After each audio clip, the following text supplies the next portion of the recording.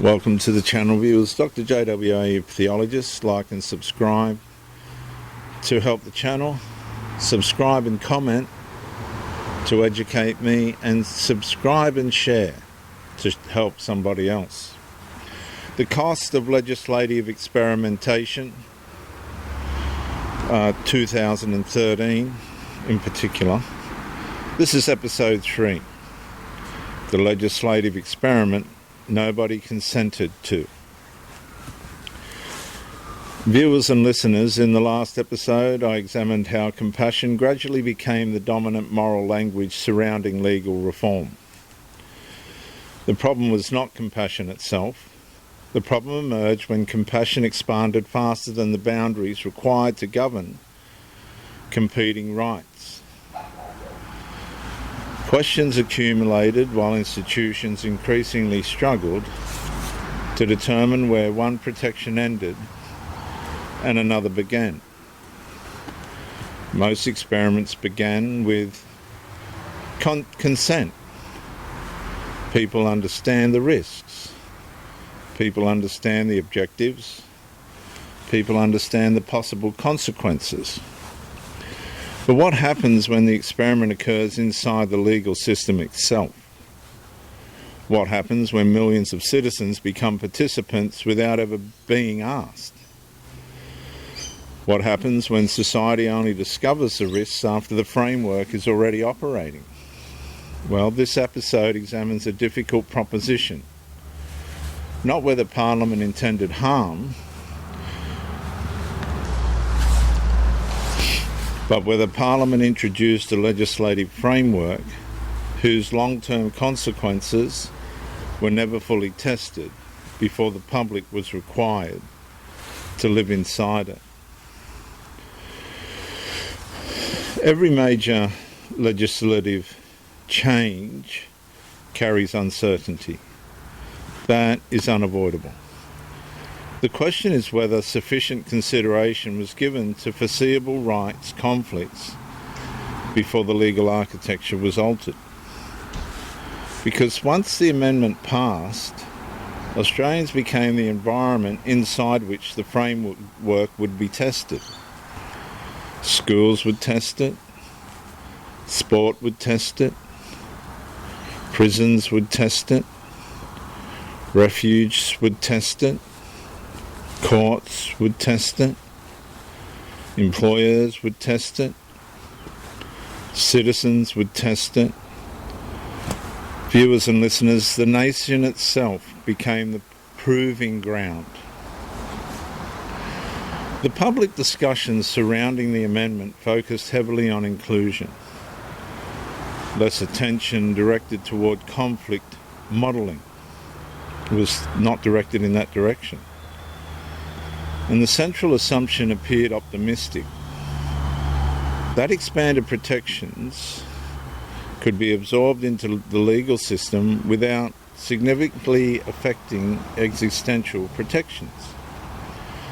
For a period of time, this appeared plausible. Nothing dramatic happened immediately.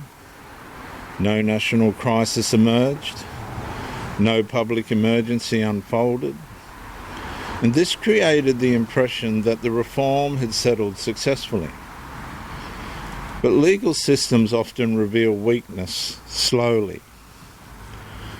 The first years after structural change rarely reveal the full consequences. The pressure must accumulate first. My point being, the absence of immediate failure is not proof that a system contains no future fault lines. Excuse me. As institutions implemented the framework, they increasingly encountered questions that had never been fully resolved. What happens when biological sex and gender identity produce different outcomes? What happens when privacy and inclusion collide? What happens when safeguarding and recognition collide? And what happens when fairness and accommodation collide? Most importantly, who decides? The amendment expanded protections. but it left many institutions responsible for interpreting competing protections themselves. And that responsibility created uncertainty. And uncertainty rarely remains administrative. Eventually it becomes practical. My point being, viewers, that the experiment began when institutions were required to answer questions Parliament had never fully settled. The next stage was predictable. Different organisations produced different answers. Different states adopted different approaches. Different sporting bodies developed different policies. Different services established different boundaries. Different courts interpreted disputes differently. And the nation began fragmenting into multiple competing interpretations of the same legislative architecture. The public increasingly noticed one organisation permitted something another prohibited. One institution defended a boundary another abandoned. One court accepted an argument another questioned. The inconsistency itself became evidence of an unresolved framework. My point being, viewers, that when identical laws produce contradictory